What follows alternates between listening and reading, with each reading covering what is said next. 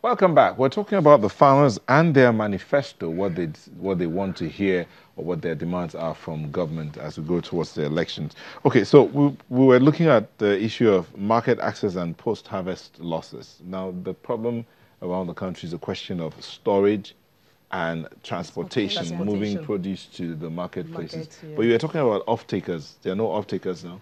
No, no off-takers. We don't have off-takers to even buy up the produce from us. And, most of our produce gets bad on the farm.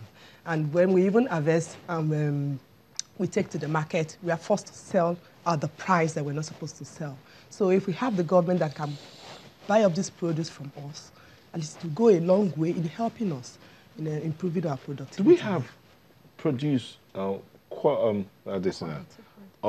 export quality in this country? Yes, so there are some farmers that actually, because they work based on international standards, but there are a few of them.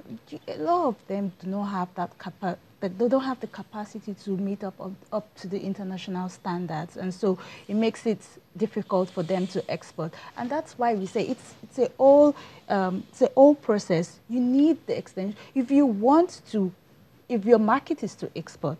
You need to work with agents that knows that, okay, this is the standard that they will accept there. So right from your production, you know that, okay, I am planting with only this level of fertilizer, I am spraying with only this level of, because once it gets to their test facility, it would not cut it, or it will, so there has to be that chain of, there needs to be that chain. Exactly. So the extension workers need to work with the farmers so that they can meet up with the export standard.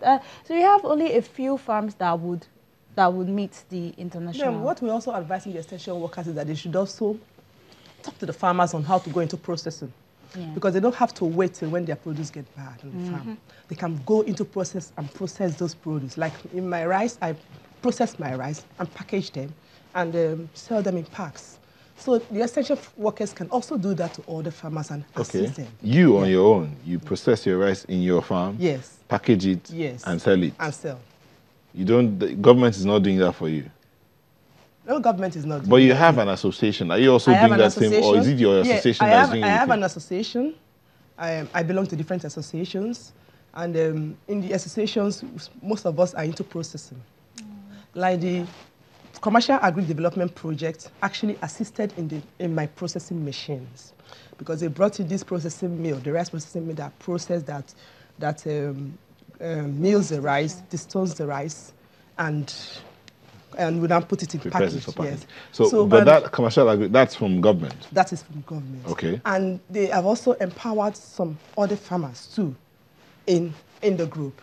So when we processors come together, like we also have the fish farmers processing, women farmers. They also go into processing of their. So what the farmers are asking for this kind of venture now is to increase and invest in also silos, all these processing techniques for the farmers, so that they don't have to wait when it goes bad. Let them bring it out, or they even have a government-owned processing clean that they can even come and process. They don't have to wait for it to go bad before. All right, so let's do the other thing. Policy realities and inconsistencies. Lack of farmer voice capacity. When you say farmer voice capacity, what do you mean? That is when they don't give us the voice. We want to be at the table. Okay.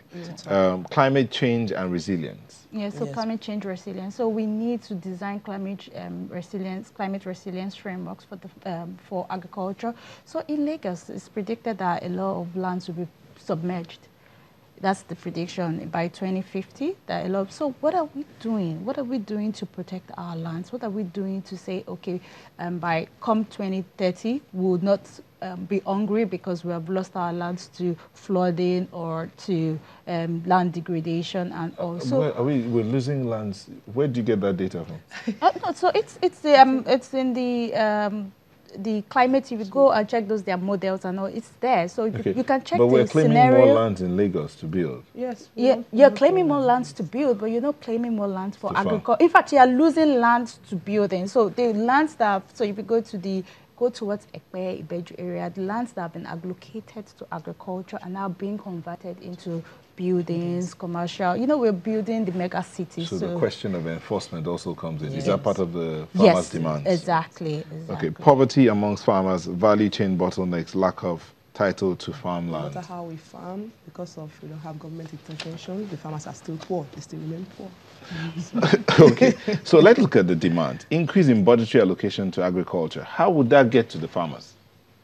How would that, increasing the budgetary allocation to agriculture, how would that affect? So in the first place, if you have less than 2% allocated to agriculture, what can that do in, in Nigeria now? So you're feeding about how many people? About 198 million people, and you have just set aside only 2% of your entire yearly budget to agriculture.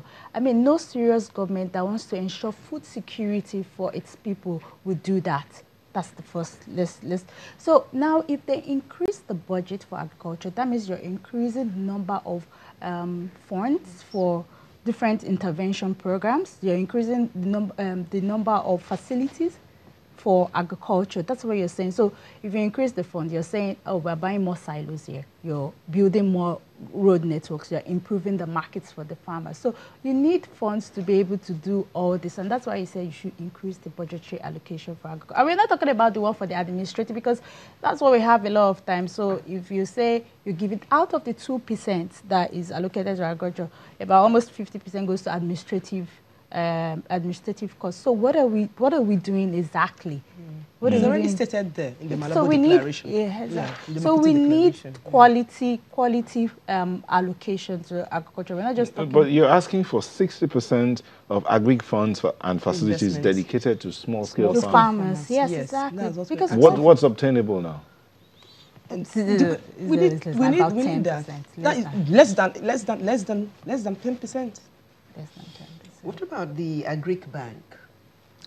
How easy is it for you to access funds from the protocols, the collateral, the guarantors, the involved in getting all those loan credit facilities to the farmers is so cumbersome. Like the rural farmers cannot even be able to access funds. Where will they get there? They cannot get there. The small-scale farmers cannot even. Before now, we used to hear of you want to access any facility, get into a cooperative society. That's what it used to be. Are the cooperative societies still there? They're still there, right? They're still there. But are the cooperative societies having challenges accessing this fund? Yes, they are. They are. Like in my group, that is Obonge Women Association, there's a project we're doing now. We call it Village Savings and Loan.